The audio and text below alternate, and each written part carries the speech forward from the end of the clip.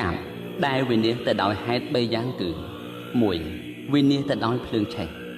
ការបើលោកធាតុឬចក្រវាឡទាំង100,000 កោដមានអាយុគ្រប់មួយកាប់ហើយត្រូវភ្លើងឆេះកំទេចលោកធាតុទាំងនោះមុនដែលនឹងត្រូវភ្លើងឆេះនោះមានភ្លៀងធំធ្លាក់ចុះក្នុងលោកធាតុទាំង100,000 កោដលុះកន្លងយូរឆ្នាំទៅព្រះអាទិត្យទី7បានកើតឡើងចក្រវាឡទាំង100,000 កោដមានអណ្ដាតភ្លើងឆេះសន្ធោសន្ធៅ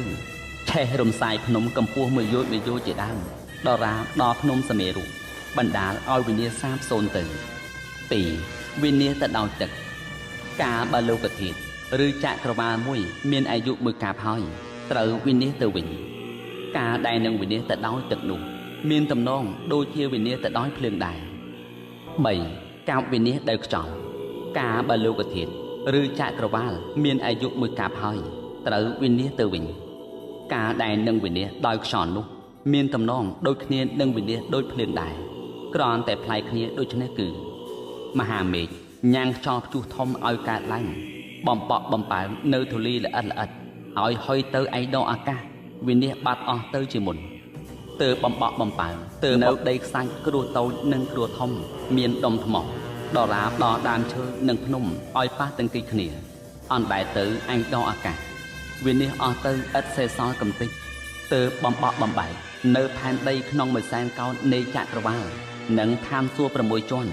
មានឋានព្រំដរាបទៅដល់ព្រំឈ្មោះថាវេហផល្លាឲ្យល្អិតល្អន់ខ្ទេចខ្ទីឥតមានសេសសល់សូម្បីតែធូលីបន្តិចបន្តួចឡើយខ្យល់ក៏វិញ្ញាណបាត់អស់ទៅទីខាងក្រោមក៏ជាឱកាសទៅទីខាងលើក៏ជាឱកាសទៅទីដូចគ្នាទាំងអស់មានងងឹតធំតែមួយកាប់ដែលត្រូវនឹងវិញ្ញាណទៅវិញ